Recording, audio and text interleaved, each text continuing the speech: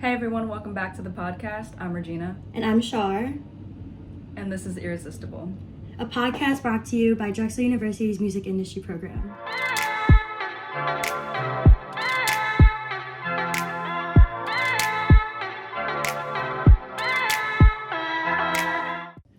All right, welcome back everyone to another episode. Today we have a really special guest, none other than Jeff Apruzzese, our music industry director of the program. So why don't you introduce yourself, Jeff?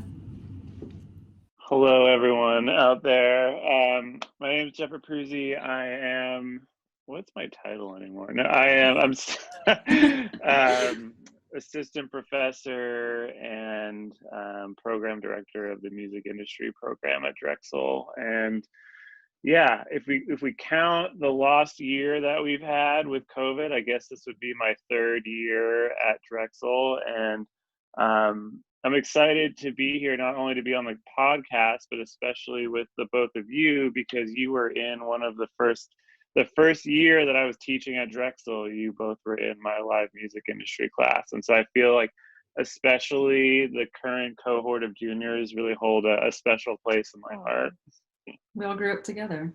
Yeah, Exactly. we started That's at the so same exciting. part. Mhm.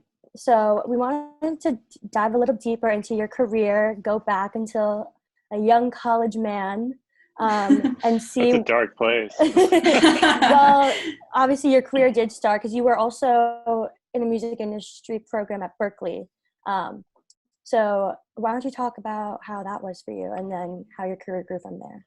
Yeah, so I mean, I would be kind of dismissed to like make it seem like I went seamlessly from being in high school to going to Berkeley, but I was a really bad student. In high school, all I really cared about was surfing and skateboarding. Um, and playing music, and never really thought about going to college, which probably isn't the best thing to hear from the person who's the director of a college program. And so after I graduated high school, I remember my parents are always saying to me, "You're going to be really upset when all of your friends go away to college, and you're still here." And I was like, "No, you don't know what you're talking about." And they were totally right. So after I graduated from high school, this is kind of the longer shortened version of my trajectory.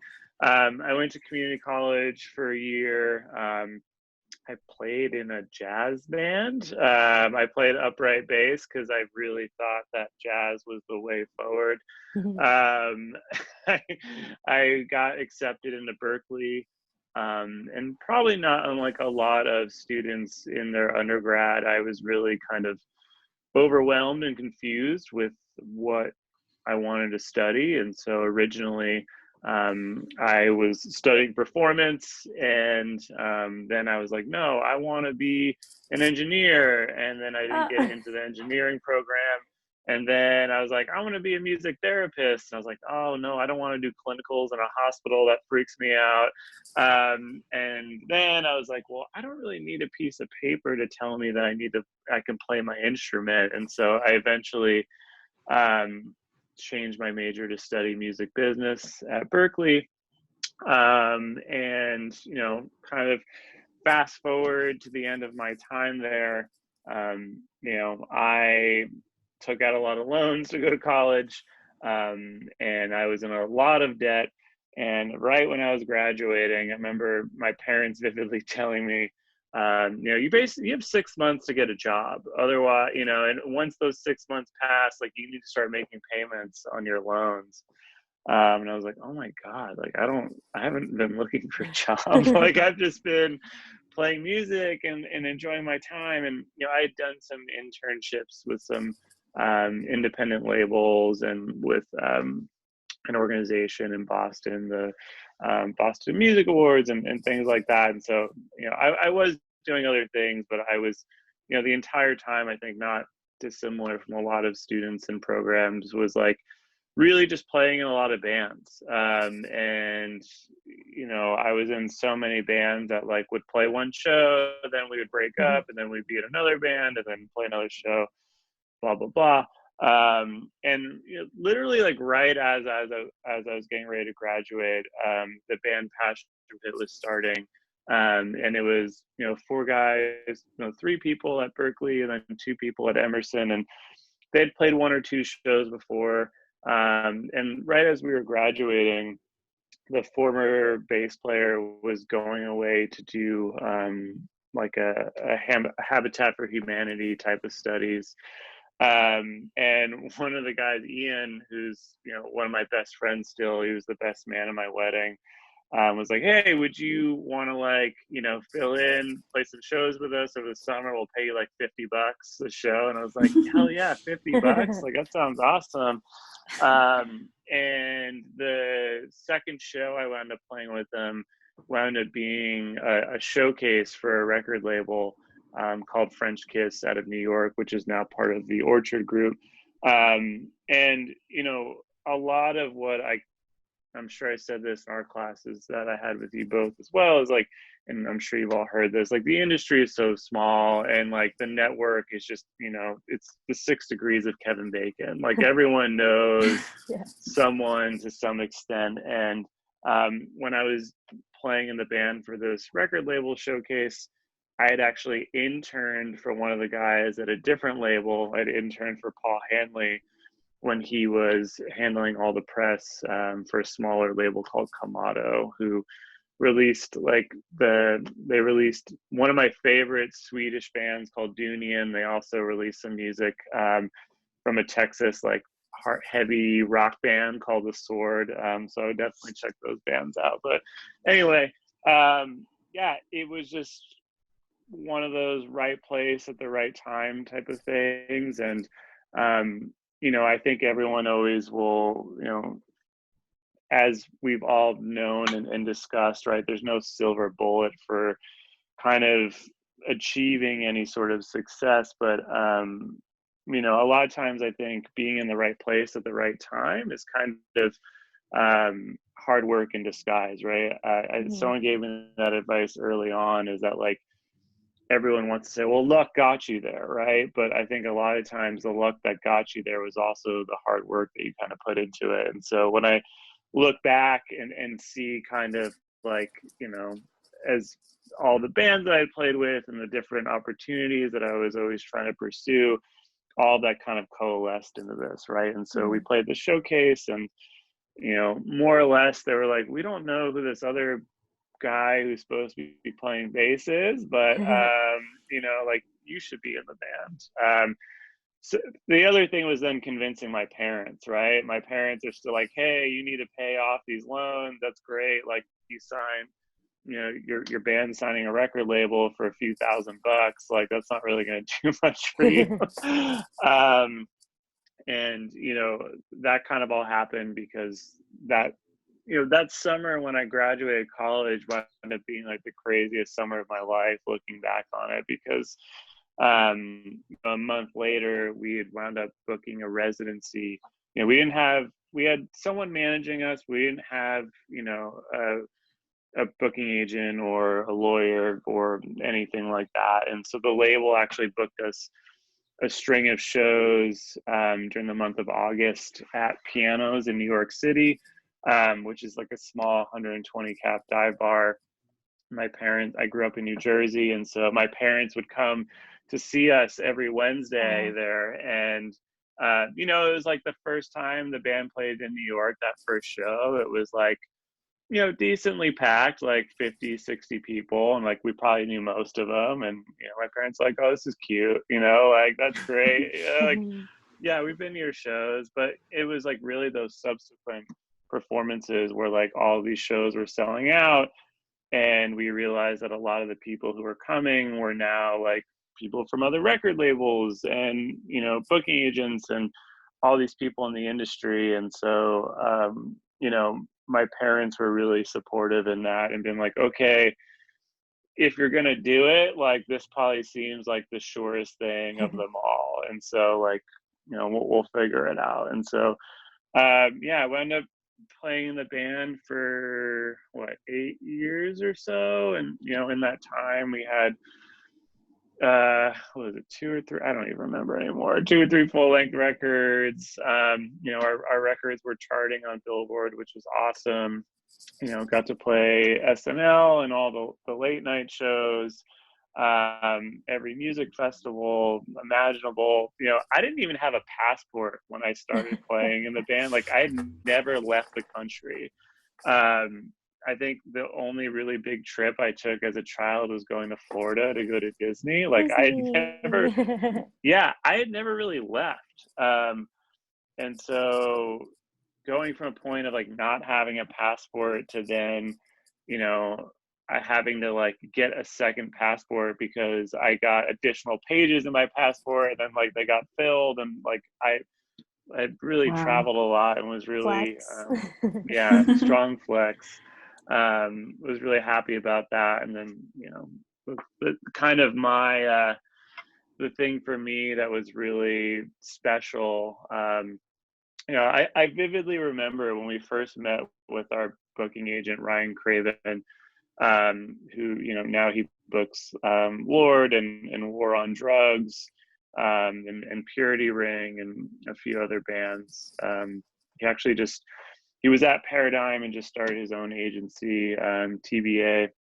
But I vividly remember, like, we were, for anyone from Boston or familiar with Boston, we were eating falafel at the Middle East. There's like a restaurant, and then there's like 100 cap room upstairs, and then downstairs there's a larger venue in there.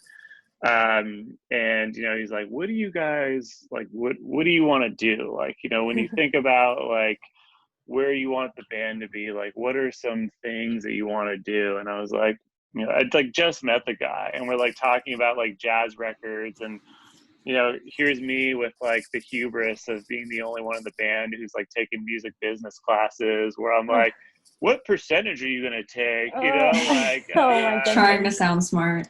Yeah. Trying to sound smart. That is us. Trying to sound smart. And like, I knew so little, and that was even more than the other guys in the band knew. And I was like, look, I grew up in New Jersey. If we ever play Madison Square Garden, like, I quit. Like, I'm just going to quit because I don't really think anything bigger would happen for me. Like, that's all I would really need. And so I think it's fitting that, like 7.5 years later, in 2013, we sold out Madison Square Garden, and like my parents came and they rented like a bus, like they chartered a bus up there with like all of my family and their friends. They even had like their own like green room backstage because there were so many of them that like we had to set up like their own hospitality area. So that was the cool part of my life. Then everything kind of went downhill after that. No, so not completely downhill. We're here at Drexel. Here we are. Exactly. So yeah, I mean, one thing, and I know like some of this we'll talk about in a little bit, but in like the music industry, I don't necessarily think that career trajectory is an upward spike, right? Like, this is not, you're not going into a field like, I don't know, banking or design or something where it's like, cool, you graduated, you're starting here, now you're going to do this next, you were a coordinator, now you're a manager, now you're a senior manager. And like, yeah, sure, some people enjoy that level, but a lot of other people I know, like, it's kind of like this, right? It's like you're doing well, then you kind of pivot to something else. And so, I was in my 30s. I had never had a real job before.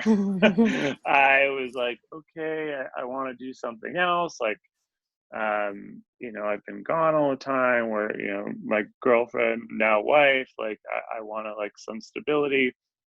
So from there, I wound up transitioning. I worked for a PR and marketing company called Girly Action Media for about a year. And that was like my first formal office job. And I learned a lot. I learned a lot just as far as, how to email someone properly, I would say, and like artist relations. But it was also a really good opportunity to kind of leverage my experience as a musician and kind of the people that I had met. And then from there, I actually went back to Berkeley, and I taught there for about 3 years under a great mentor of mine, Jeff Dornfeld. He was a professor of mine. He taught all the live music industry classes there, and was starting an institute there, basically, like, if you can imagine taking Mad Dragon on tour. He had taken the student-run record label there, and had partnerships with a bunch of music festivals, thanks to Jerry Barrett, who's the COO of Live Nation Global Touring. And so if you ever want to know like what power is like, Jerry would send like a 2-sentence email to the booker of, Lollapalooza or Governor's Ball and say, hey, I need a band on this festival. Oh, sure thing, Jerry, whatever you need. Yeah. Without ever hearing the band, right? And so we kind of created this thing where students were able to perform on all these music festivals. And it was really cool. I was also touring more than I was when I was in a band and getting paid less. So that was interesting as well. And then, what had actually happened was I was still living in New York, but then also living in Boston. And so my wife and I were like now between 2 different cities. And then an opportunity came up at Drexel, and yeah, that'll probably need to be edited. That's a very long-winded explanation of kind of how I wound up at Drexel. No, that was a great summary. Yeah, especially since we're all like in that point of college where it's like the end is so close, but we feel like we just got here and like having like existential crises. Yeah. Sure. Like every other week or maybe every week. I'm just trying I still have them. ballpark. I still have them all the time. I mean, huge Oasis fan, and I was like, man, what T-shirt should I wear for this podcast? I need to look good for this podcast. And what's funny about this T-shirt is that this was from the last show that Oasis ever played, because we were on tour in Europe, and we were playing a festival in France called Rock and Seine. And do you need something? Oh, okay, you're just listening to me. And I remember we played, and Oasis was the headliner, and I was like so excited. And like all their gear's on stage, and like all the amps are on and everything, like everything's ready to go. And someone from the festival comes out, and like they announce it in English first, which I thought was interesting now considering it was a French festival. But they announced it in English first, like Noel and Liam got into a big fight, they stormed off, like they're not playing, like they're done. And I'm like, oh, come on, this is like some real shtick that they're like, playing off the fact that like Oasis fights all the time. And then like they announced it in French, and like everyone starts like losing their shit, and like not like a riot, but like people were getting like really pissed off. I'm like, oh no, like this is real, like they're actually like done. And that was like the end, like that was their last like public get together, was at that festival. And I didn't know him at the time, but actually I'd met him through Berkeley. But a friend of mine, John Chakowski, was Oasis's tour accountant. And he actually I remember talking to him, and he was telling me his story from that day of basically like being in the production office. I don't remember if it was Noel or Liam, but one of them basically started smashing all of their other guitars, and like just smashed like all their stuff backstage, and then like got in a car and left. and they were like, wait, what, like you guys are supposed to go on, and their tour manager was like, no, they're done. And so John had this T-shirt, and he gave it to me, and it has the tour date on it, and like all of that. So wow, that's a crazy experience. I think like also it's very, I don't want to say comforting at the expense of like, you know, you like not knowing like what you wanted to do, but I feel like a lot of professors and a lot of speakers that we have in, a lot of them kind of have like a similar experience. They, you know, set out to do one thing and they end up doing another thing and then something completely different. So given that your career thus far has been very non-linear and you've been through a lot of different things and you've experienced a lot of different things, how would you measure success? Like, how do you define success? Like, is it in numbers? Is it in experiences? You know, I think success, and this is like advice that I had gotten early on from someone that I really looked up to in a band. I remember like being at a music festival, and he was like, because I think too, especially for the musician side of things, there's this kind of dichotomy or like false bottom where you might be publicly perceived as being like successful, right? But like inside, you feel like you're still struggling, right? And so I remember like when we were playing on like Letterman and like Kimmel and Fallon and all this stuff, and people from high school coming out of the woodwork being like, "Oh, I saw you on TV, like that's crazy, like you must be driving, like living it up, like blah blah blah."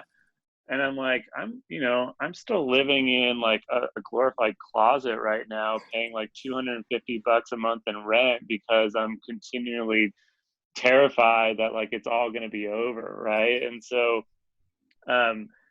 I think when you're thinking about success, it's not like it's a moving target in a way, right? And I think that's something that's important for everyone to continually have, is that like success should be something that's continually reevaluated every like 1, 3, 5 years, right? Because like for me as a musician, success is a lot different than like me in academia as being success. And so I think like the first thing for me was like being able to pay my rent. Like as a musician, can I pay my rent without having some sort of other job, right?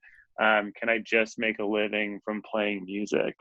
But I think that also brings up the concept of this whole struggle between art and commerce as well, right? Like on the creative side, you should be happy with just being able to express yourself and be creative. And, that success should almost, not even involving kind of the financial side of things, should really just be about, do you feel like you're improving, right? Like, do you feel like you're expressing yourself? Do you feel like you're bettering yourself with every new song that you write, with every new painting that you make, with every new sculpture, whatever it is? And, I think like as I've gotten older, success for me is really just continually pushing myself, right? Like, and not being, this is a sign that I've been doing too much Peloton, because I started to quote like Peloton instructors in a sense. Like you need to be comfortable with the uncomfortable, but like as soon as you get comfortable with that, I think it's also time to move on, right? So I think kind of embracing those opportunities that push you outside of your comfort zone. And everyone will have a different answer for this, but like for me personally, like when I start to get comfortable, like that's when I get lazy. That's when I feel like I'm underperforming. And so when I look to continually better myself, that's when I'm like, okay, I need to do something different, right? Whether that's like a pivot in my career change, whether that's like, how do I build on top of this? And so, being successful for me right now, especially in the time of like the pandemic, where it's so easy for us just to like kind of slog through our days, is being what what new thing have I come out of today with, right? Like, what did I accomplish today? Like, was I on my phone doom scrolling all day? Or like, do I feel like I've actually pushed myself a little bit further, right? And I think that's part of the draw. There were two draws for me in academia. One, I fully believe that in some weird way, maybe it's a sadistic way, it's a performance, right? And like, I get nervous still. Like, this is true. I get nervous every time I teach a class, whether it's on Zoom or whether it's in person. That when I'm teaching a class, like I get that same anxiety I get when I would play a show. And I always said, like, with performing, like, if that feeling ever goes away, like, then it's a job and this isn't fun. And like, it's time to do something else. And that kind of happened for me. But with teaching, like, I still get that, right? Like, I'm still nervous. I'm still like, looking over like my notes or my prep. And so, for me, that's a really important thing. And that, like, that's really, that uncomfortable thing is pushing me to do better. And the other thing too is that, like, I'm always striving to learn, right? And so I really enjoy being in an environment where we're trying to really push that narrative forward. And so I think for anyone, when you're like in this existential crisis of being like, oh my God, I'm graduating college, like, what the hell am I going to do? Like, how am I going to get there? I think it's really about like looking at those goals of like, where you want to be in 1, 3, and 5 years, and being realistic with that, and figuring out the ways in which, you can get there. And, being okay with like the fact that your first job out of college, like, it's probably not going to be your dream job, right? And that's fine. But using that as an opportunity just to be familiar with whatever, area of the business that you're getting in, with using it to meet other people, and really just expand upon your network. So hopefully, in 5 years, 10 years, everyone's calendar is different, that like you can get to that level that like you want to be in. But I think the hard pill to swallow, and you'll hear a lot of entrepreneurs talk about this early on, is that this whole concept of work-life balance is bullshit, right? Like, early on, it doesn't exist, right?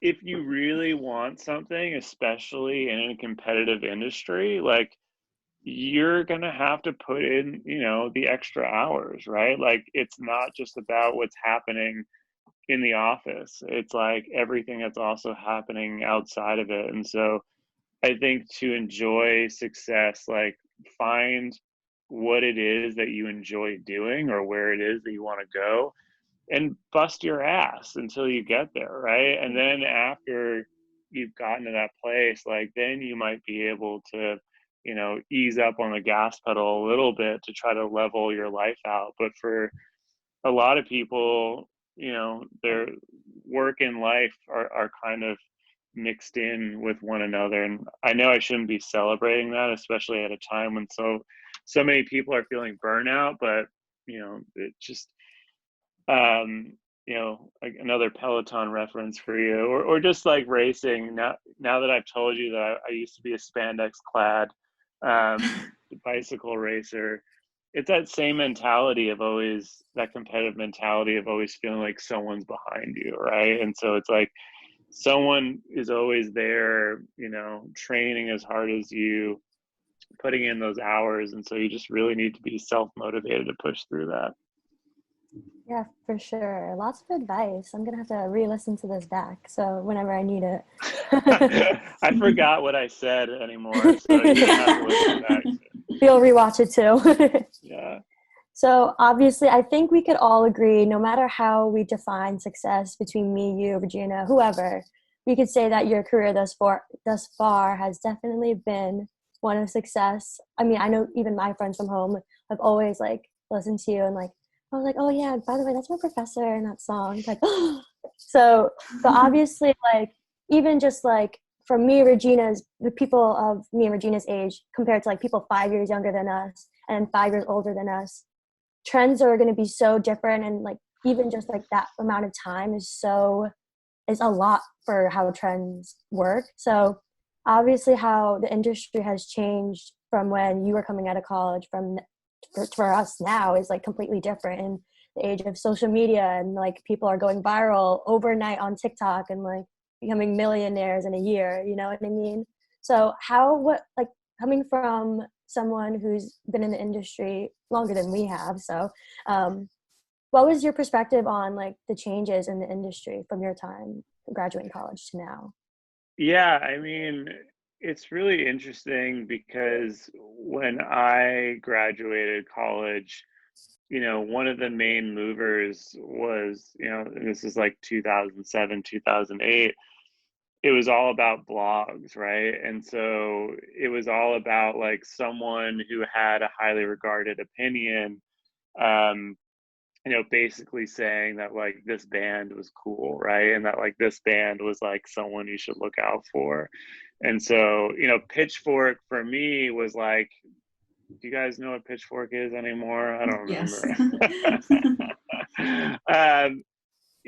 Pitchfork was like the holy grail. And if, they really had this influence of making or breaking a band. And so that, and then couple that with like these higher profile showcase opportunities like South by Southwest, where it was like really about getting out there and being presented like on the stage of the Rolling Stone showcase or like the Spin showcase, and like basically having this pedestal to be on. And so now you look at this place, especially I think further driven by the pandemic, where obviously musicians aren't touring right now. They're like looking at all these different platforms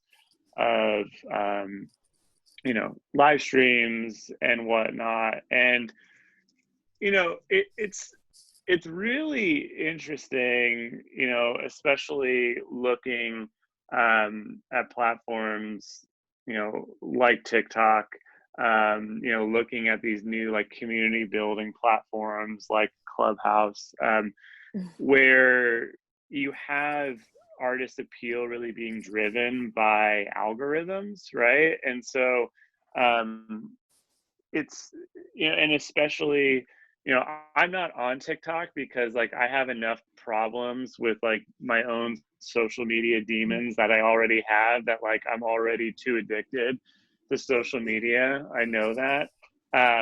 But the algorithm of TikTok is so strong to serve people what they want to be served before they even really know that they want it. And so I think that's going to be, we're going to see that even paralleled in other industries. Like seeing how the pandemic has changed a lot of like grocery delivery. I'm waiting for the day in which like you get sent groceries before you even know that you want them, right? And then you also get like another box to send back the groceries that you don't want.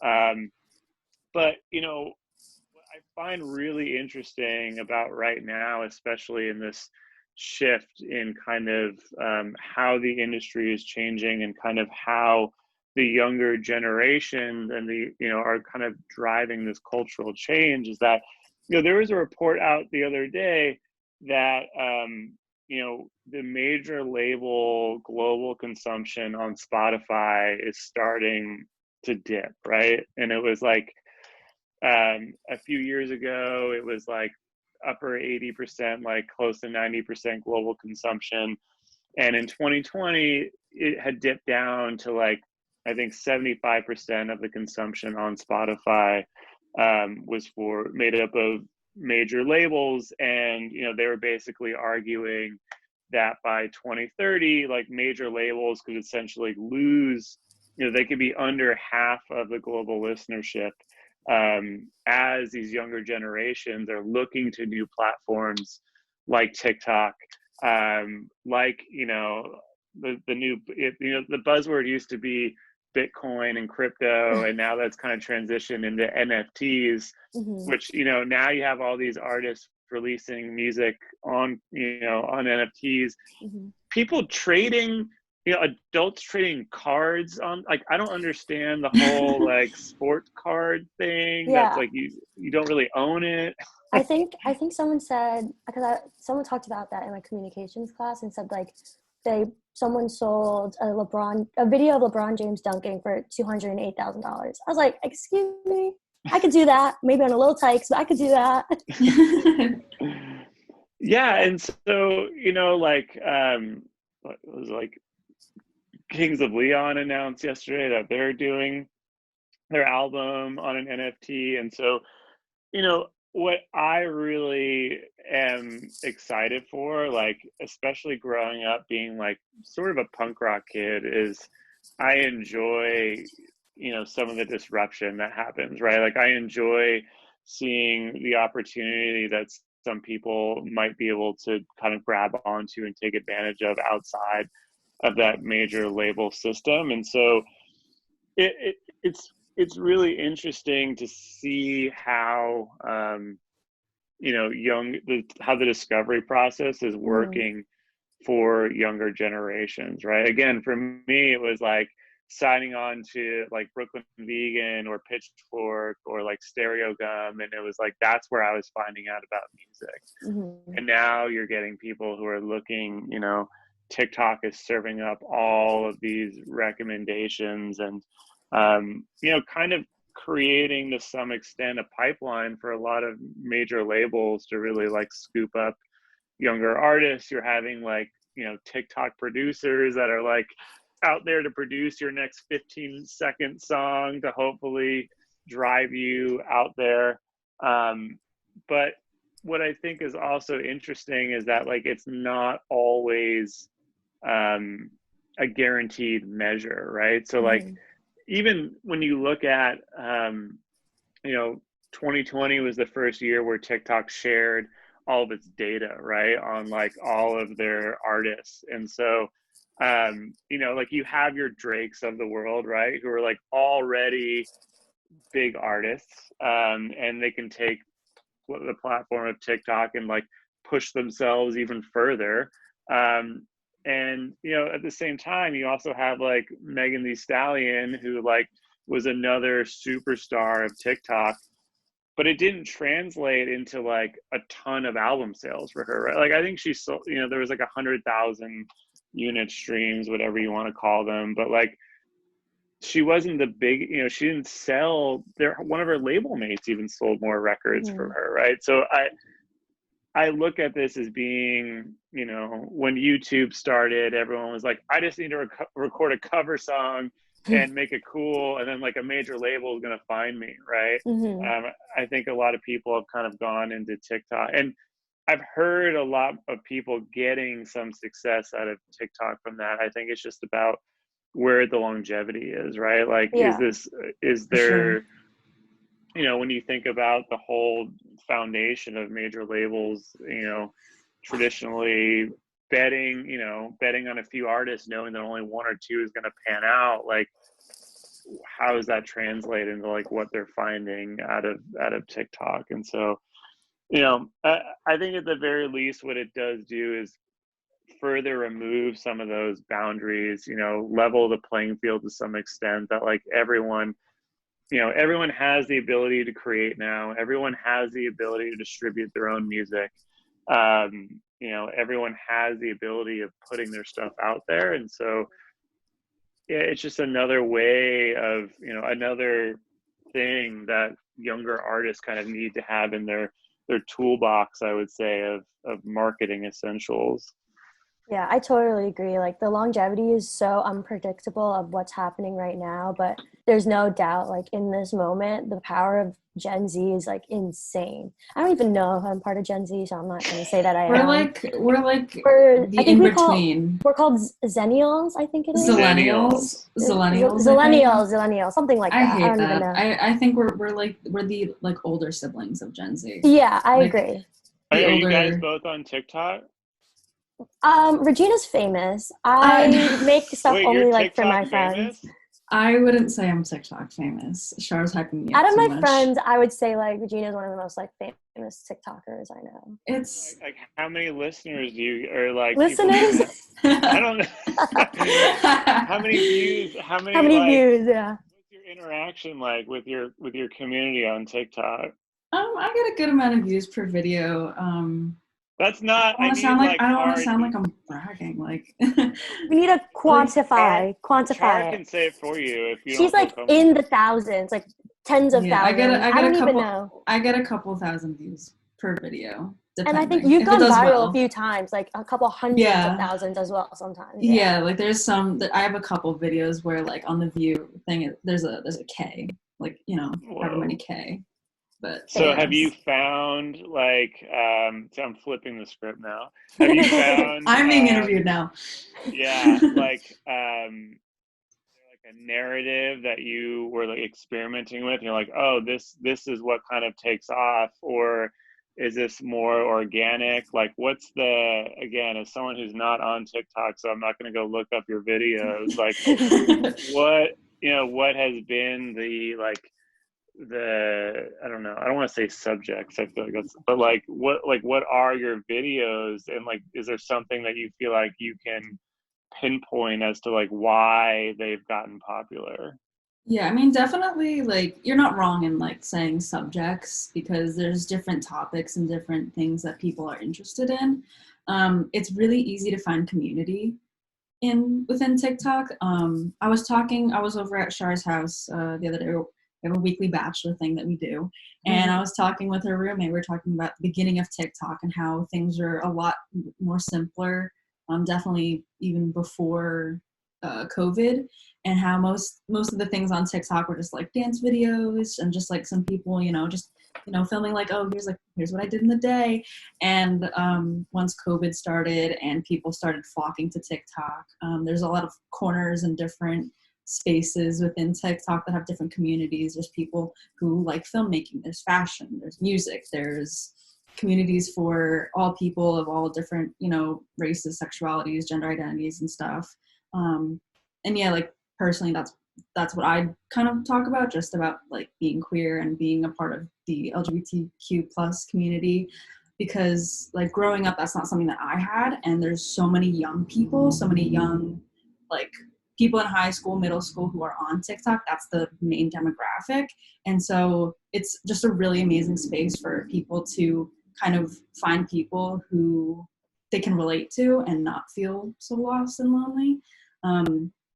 I mentioned this with one of my roommates in the beginning of TikTok. Like, there's a thing that people do now. They caption their videos when you're talking. People will type it out, and you can edit it so people can read what you're saying. Because in the beginning, people didn't really do that. And there's a deaf community and the hard of hearing community who are on TikTok, and there will be people commenting, hey, can you caption your videos? And that's a very common thing for people to do now. And I think that's really cool that people like all want to just make everything just really inclusive for everyone. That was very long-winded, but no, I mean, like, again, I feel like I know TikTok on such like a broad surface level, right, as like not being a user, and again, like, of that broad perspective, like mostly just being like on the music side of it. And so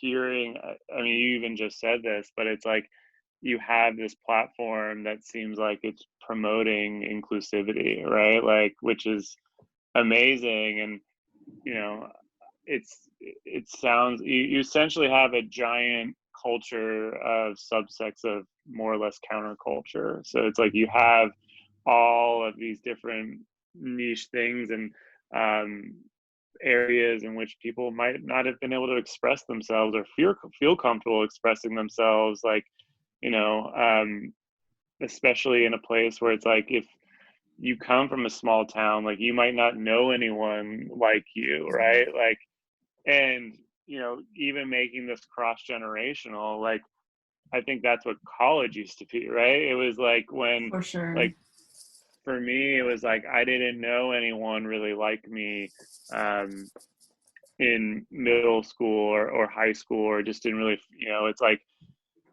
you know, I'm still friends. I still have a core group of friends that like I grew up with, but like a lot of times our friends that we grow up with, it's just because they like live down the street from us, or, you know, like we went to school together, and as you grow up, like your ideologies and, you know, your worldviews start to change.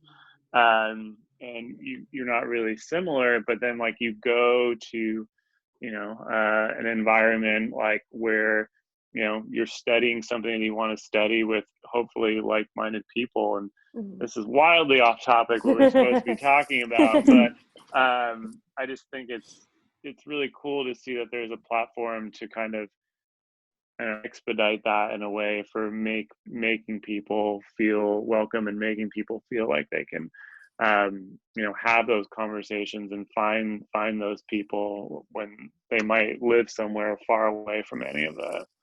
For sure. So let's backtrack a little bit, because we were talking about TikTok and music, and so we want to touch on how TikTok has like impacted the Grammy nominations, because the Grammys are coming up, and I looked at the lineup, or the nominations for the big 4 categories, and a lot of them are, you know, artists and songs very popular on TikTok. So my question for you is, do you believe that the value of the Grammys has devalued over the years? Do you feel that it's a legitimate representation of, you know, what's successful in the music industry? I mean, I think this is like a very I agree. I feel like people have very different opinions, so I feel like whatever. I apologize. My window's right there. Okay. I feel like whatever you say, someone is gonna feel strongly one way or the other. Yeah, I mean, I think like looking at what the Grammys are now, you also need to like think about what the Grammys like represent as a whole, or like historically, like why the Grammys even came to existence, right? And so it's like, this was always, you know, winning a Grammy was about free promotion, right? It was started by record labels to celebrate artists that were primarily signed to record labels, right? Like by and large. And, you know, I think what's even more interesting, and, you know, when you look at like the history of like even NARA starting, you know, originally it was just supposed to be something where an organization in LA wanted a star on the Walk of Fame, as they were trying to like, you know, what was it was the Hollywood Beautification Committee. That's what it was. They asked the record labels in the 50s to nominate one artist that they could put like a star on the Walk of Fame, right?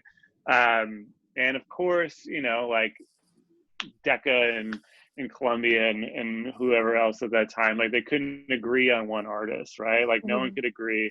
So they start, you know, the Grammy, they start NARIS, which is, you know, the body that just kind of informs the Grammys. And, you know, all this is supposed to be built on the fact that like they don't want the nominees like aren't supposed to be tied to like the album charts, right? They're not supposed to be tied to sales. And so, you know, and it's also supposed to be voting from people that are creatives and musicians, right? They don't want people who are, you know, publicists or promoters, whatever. And so, you know, historically, there's just always been, you know, like we see The Weeknd right now, right? Like tweeting and about like how he's been snubbed. But this has been going on like since the beginning of the Grammys, right? Like when rock and roll was first starting, the people in the Grammys were like, oh no, this is amateur music. You know, we don't want to celebrate the Grammys. Like it's all about jazz, right? It's all about Billie Holiday and Ella Fitzgerald, right? The same thing could have been said for hip hop, right? Like for the longest time, like hip hop wasn't, it was really clashing with people acceptance into the Grammys. And so, I think, and of course there's like tons, without even going into like all of the allegations and whatnot about like the crap that has been going on internally, like in Naris. I think you have all this going on. And so, I don't necessarily maybe just because I never won a Grammy, so it's like I got like I'm salty about it. You were snubbed.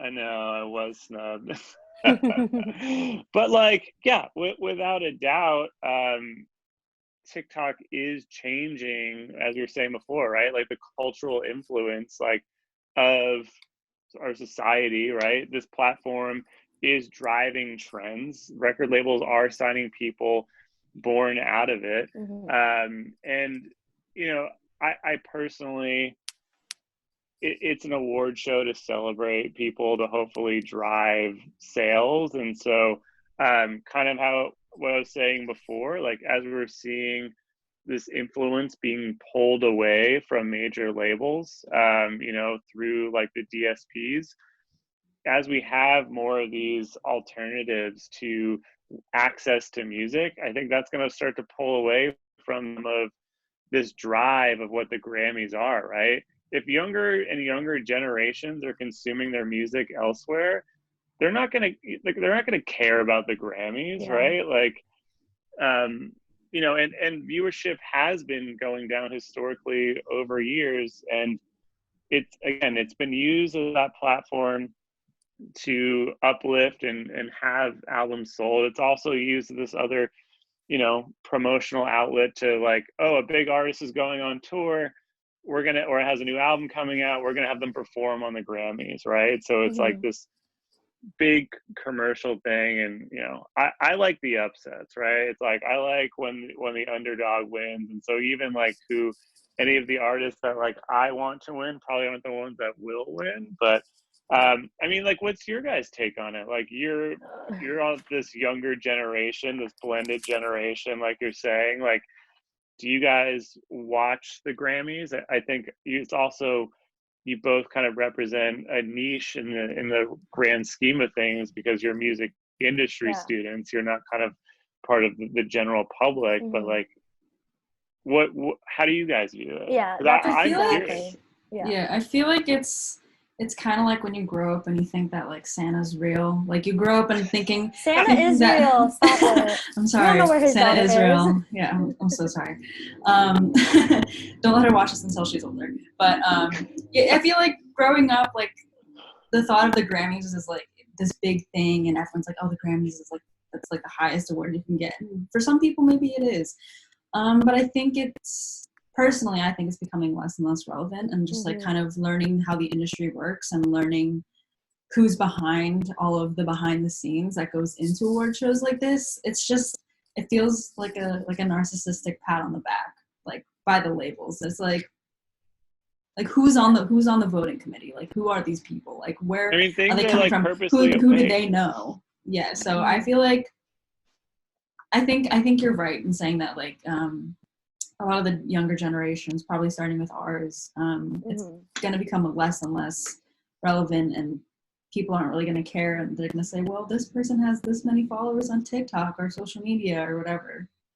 Yeah, but, I totally agree with what both of you guys are saying. Like, as time goes on, it's just like less and less less important, because obviously a music industry student, we're going to be watching the Grammys. We have to know what's going on, because it's just like how our nature is. And just like, it's like different for everyone else, because I don't think any of my friends from home who are like nursing majors watch it or something, you know what I mean? It's becoming less and less relevant as time goes on. And I think how people are measuring it, when it first started versus how people measure it now is two completely different like ends of the spectrum. And I don't know what goes on in the Grammys. Who knows who's doing what, but I don't know. I feel like no matter who knows what or who knows who, like, it's not going to matter in like a couple years from now. Yeah, and I mean, it was Deborah Dugan, she was the former CEO of the Recording Academy, right? And like in her allegations against the committee, these are like some of the things that she brought up, right? Just that like, people who are committee members have relationships, with artists that they've nominated and put on the ballot, or that like artists who aren't even on the ballot, people can nominate them even if they didn't make the long list. And so, as you're saying, like, we don't know who's in the inner circle. It's like purposely opaque, and it leads to a lot of, these discrepancies of people being like, well, why didn't this artist win, right? Like, again, but it's the same thing going back to the 50s, right? Like, or, even later when it's like Lionel Richie beat out Prince and everyone's like, what the hell are you talking? Like, this Prince record was huge. Like, how did this happen? There's always been kind of this loss in translation between like artists that are like on top of the charts that just like might represent a genre that, doesn't, coalesce with the people that are on the board. And perhaps, kind of going back to what we were saying before, maybe the strategy to, bring the younger culture into it is having part of the TikTok generation, being nominated for awards, right? Yeah, there are a few that are nominated right now. Megan Thee Stallion is up for nomination. Doja Cat's up for nomination. Let's do some predictions. Let's do some predictions. Do you know off the top of your head who's like nominated? I got a list. I did my homework, so I went down and like picked, my favorite, not necessarily like who. This is not like, me betting on like who I think is going to win. It's like betting on like my favorite for the year. So, all right. Yeah, for record of the year, half of them are songs that were very, very big on TikTok. There's Rockstar, Say So, Don't Start Now, Savage. Like, those are very, very large. So it's half of that category. Yeah, I mean, for record of the year, I'm kind of torn between Savage and Don't Start Now. I think Savage is a track. I agree.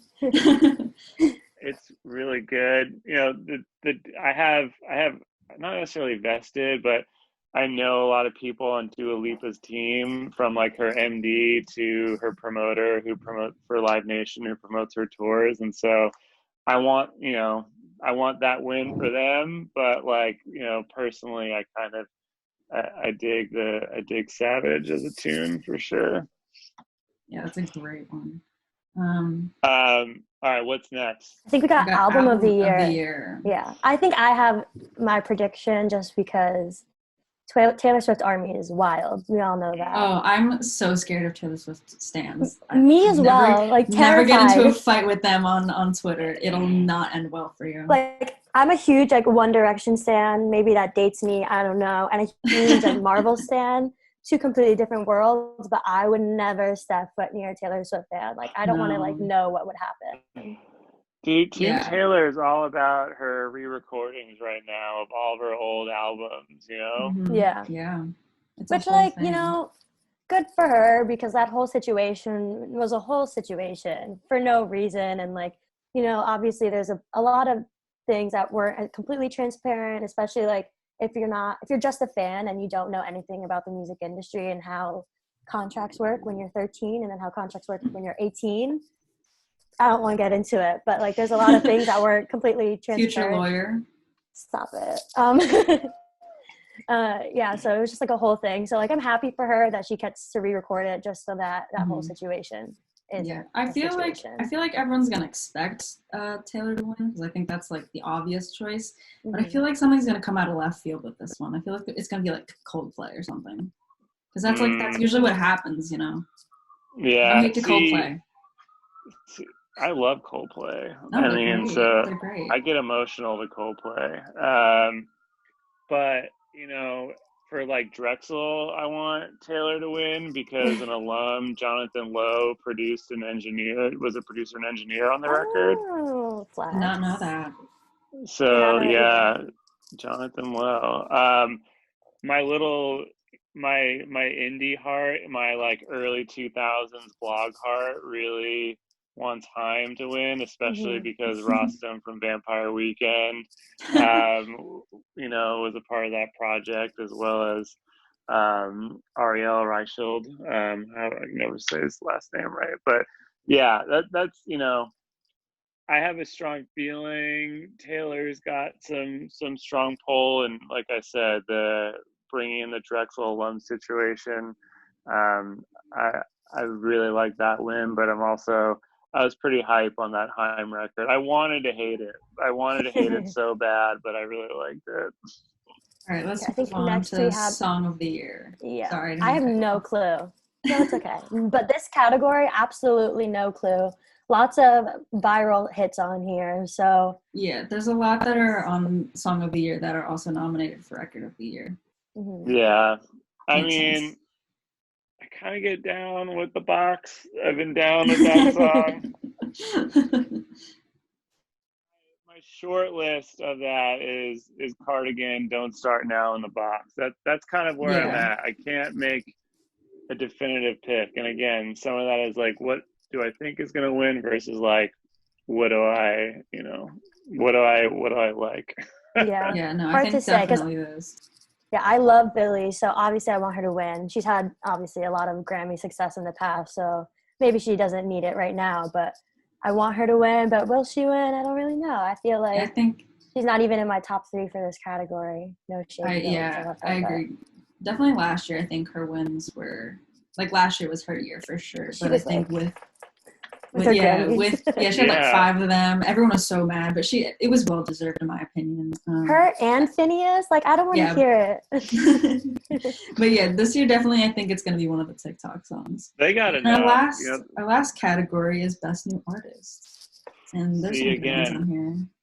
This is like my indie heart, and I'm going with uplifting women and a killer SNL performance, and going Phoebe Bridgers. Me too. I have to agree with you. It's gotta be. I don't know if she's gonna win, but I really want her to. Yeah. Again, yeah, this is another one of those picks for me where I'm like, I don't know if she's gonna win, but like, the record is awesome. Just so many grumpy old men like coming at her for like her performance, where I'm like, no, like, that was fucking awesome, and like, that's that. Like, come on. Yeah, totally. That's my pick. Yeah, I think my pick as well. Yeah. Good vibes for her over here. Yeah, I wish the best for her. So let's wrap this up with just what are you listening to right now? Like, what are some of your favorite artists? What do you like, albums, projects, anything?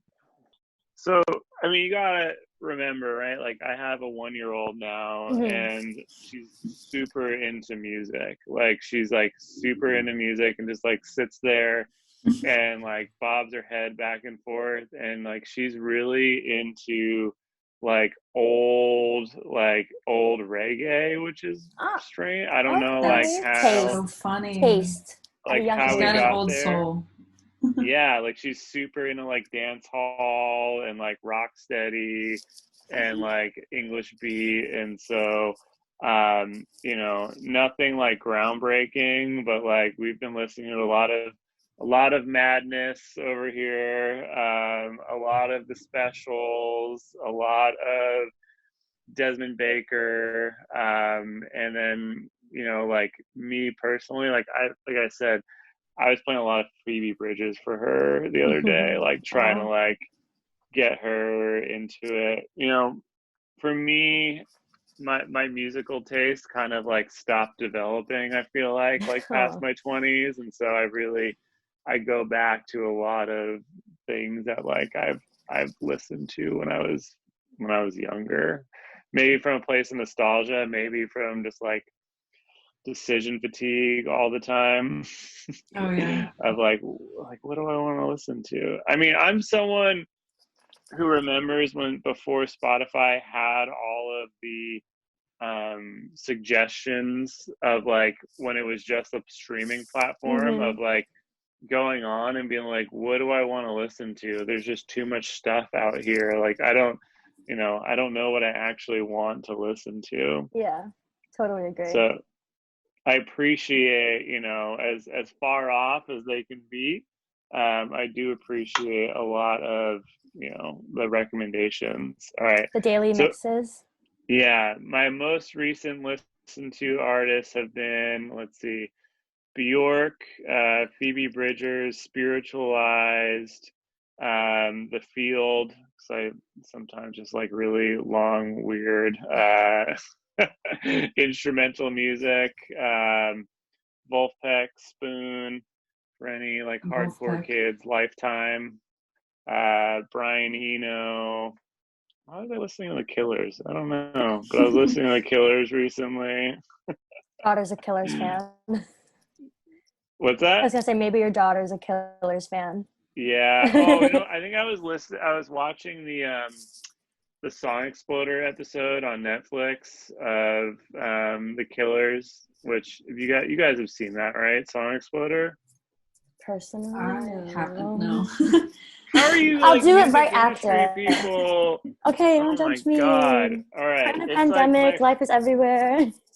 So it started off as like an audio only podcast, where like the way that the show is edited, the interviewer removes all of his audio, and so like you only hear the artist talking, but it's like pretty much all about songwriting. And so like the artist will pretty much go through from like conception of like, this was just a note like on my phone of me like humming into my phone, into like the whole thing. And like they've had everyone from like Alicia Keys, Lin-Manuel Miranda talking about like Hamilton, REM, like Vampire Weekend, Ty Dolla $ign. And so it's just a really cool show that kind of like breaks all of that down, and the Killers were on there talking about that. So I think definitely add that to the list. Yeah, you should definitely check that one out. Yeah, well, the Coldplay Fix You, that was in there. Great song. Classic at this point.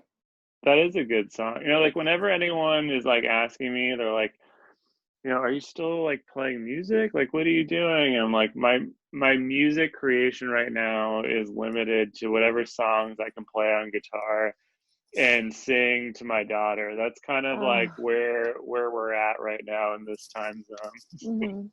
I love that. All right, so we are coming up on time. So yeah, you guys got class. We do. I got places to be. So thank you, Jeff, so much for coming on this podcast and talking with us. Thank you so much, everyone, for listening. And this is Irresistible.